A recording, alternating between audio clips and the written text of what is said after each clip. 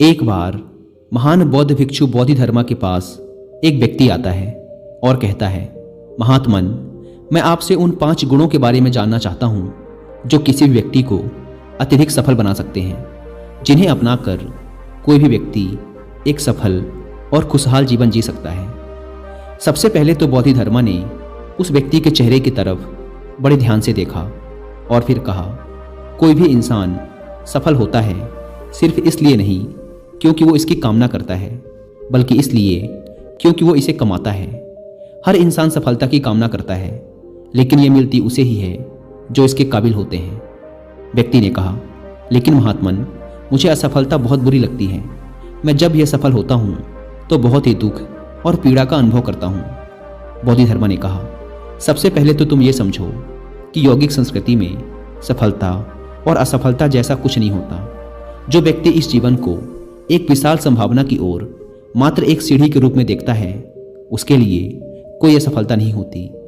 जो इंसान जीवन में घटने वाली साधारण घटनाओं को ही अपना लक्ष्य बना लेता है, केवल वही सफल या असफल होता है। अगर कोई व्यक्ति इस जीवन को एक विशाल संभावना की सीढ़ी के रूप में देखता है, तो फिर अगर उसके साथ कुछ अच्छा होता है तो वो उसे अपनी भलाई के लिए इस्तेमाल करता है, और अगर उसके साथ कुछ बुरा होता है तो वो उसे भी अपनी भलाई के लिए ही इस्तेमाल करता है। देखो, जब समय अच्छा चल रहा हो और सारी परिस्थितियां अनुकूल हों तो कोई मूर्ख भी खुश और शांत रह सकता है, लेकिन जब परिस्थितियां बिल्कुल हमारे खिलाफ हों और हर तरफ से निराशा हाथ लगे, तो ऐसी परिस्थिति में भी खुश और शांत रहने के लिए हमारे अंदर कुछ अलग होना जरूरी है। अगर एक राजा के पास दुश्मन राज्य की तुलना में 10 गुना बड़ी सेना है, तो ऐसी स्थिति में एक कमजोर और कायर राजा भी उस युद्ध को जीत सकता है। लेकिन अगर स्थिति ठीक इसके विपरीत हो तो उस युद्ध को जीतने के लिए एक अद्भुत साहस और योजना की जरूरत पड़ेगी। तो कहने का अर्थ यह है कि हमारे जीवन में विपरीत परिस्थितियां आएंगी ही। अब या तो हम उनका उपयोग कर सकते हैं खुद को और भी मजबूत और बेहतर बनाने के लिए, या फिर हम बैठकर रो सकते हैं। इसका चुनाव पूरी तरह से हमारे हाथ में है, और ये नियम हर चीज के लिए लागू होता है। बोधिधर्मा ने व्यक्ति की ओर इशारा करते हुए कहा, मान लो तुम्हारे जीवन में एक बहुत ही भयंकर घटना घटी, लेकिन तुम इसका भी इस्तेमाल कर सकते हो अपने विकास और खुशहाली के लिए।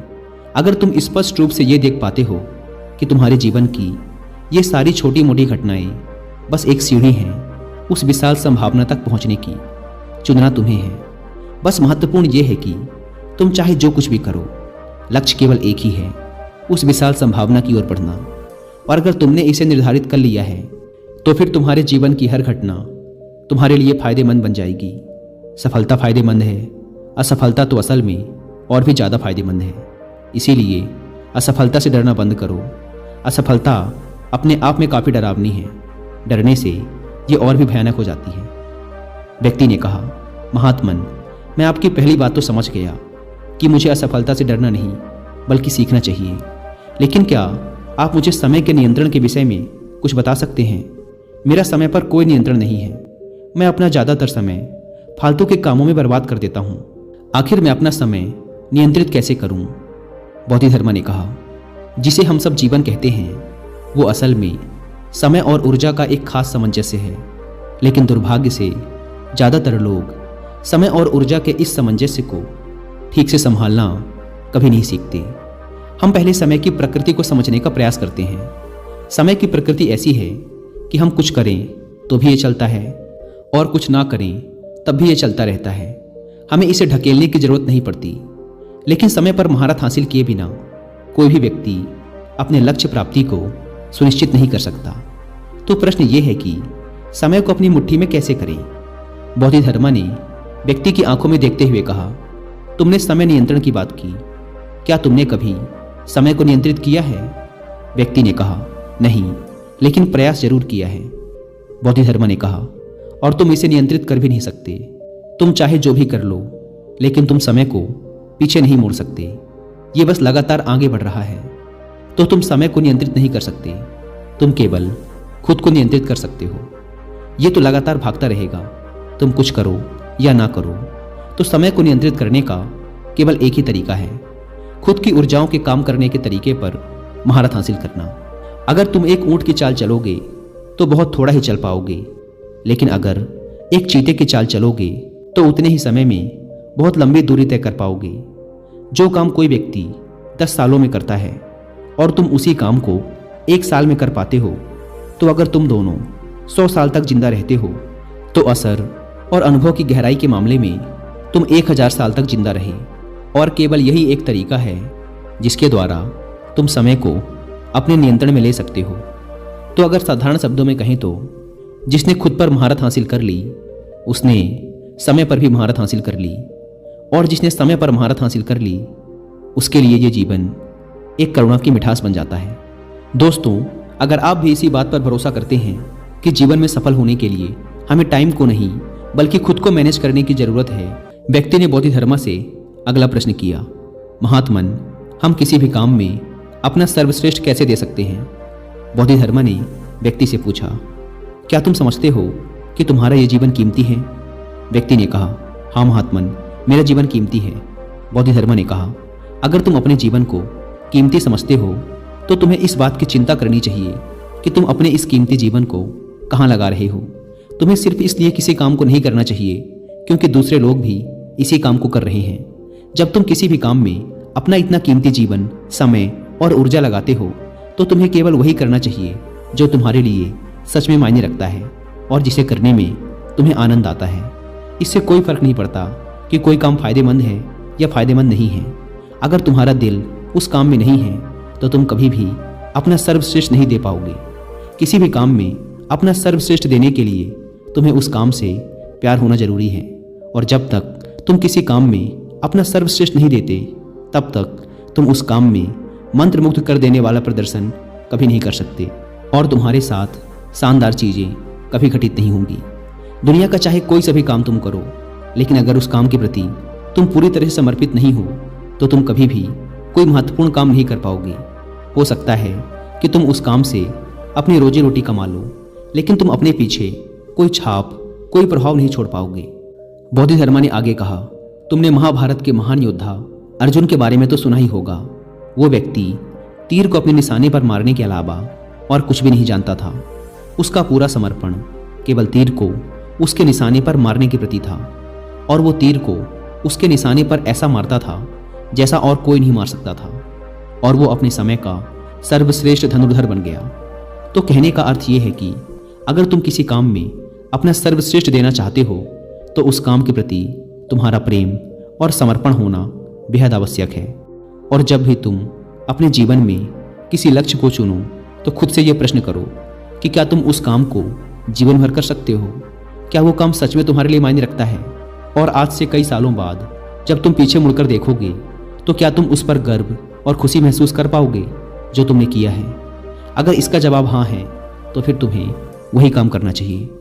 व्यक्ति ने अगला प्रश्न किया, महात्मन, मैंने बचपन से लोगों को कहते हुए सुना है कि कड़ी मेहनत करो, कड़ी मेहनत करने से सफलता मिलती है। क्या सच में कड़ी मेहनत हर इंसान को सफल बना सकती है?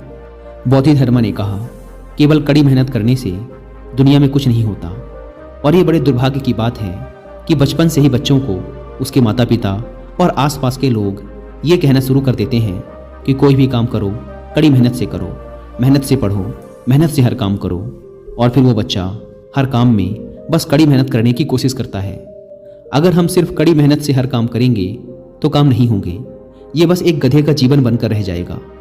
हर काम कड़ी मेहनत से करो ये कहने की बजाय हमें ये कहना चाहिए कि खुशी के साथ पढ़ाई करो, प्रेम के साथ काम करो। अगर किसी काम में सिर्फ मेहनत ही लगनी है तो फिर उस काम को छोड़ देना चाहिए।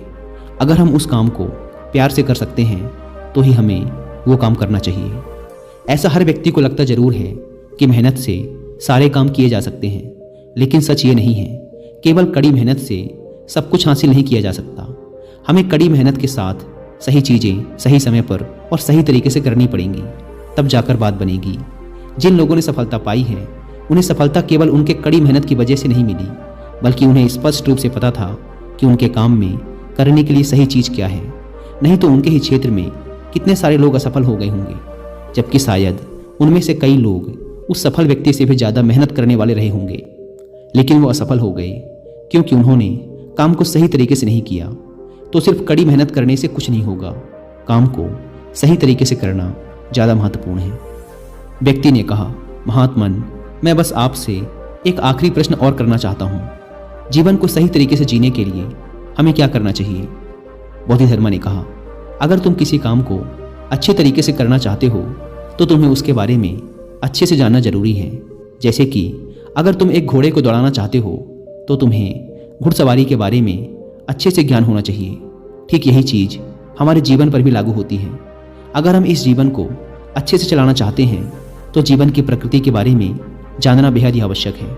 उदाहरण के लिए, अगर तुम सिर्फ एक घोड़े को दौड़ाना चाहते हो तो तुम्हारा घुड़सवारी के बारे में साधारण और ऊपरी ज्ञान ही पर्याप्त है।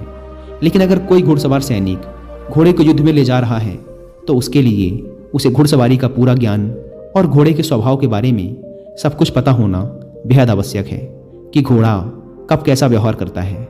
ठीक इसी प्रकार अगर तुम इस जीवन को सिर्फ किसी प्रकार से जीकर चले जाना चाहते हो तो तुम्हें ज़्यादा कुछ करने की ज़रूरत नहीं है।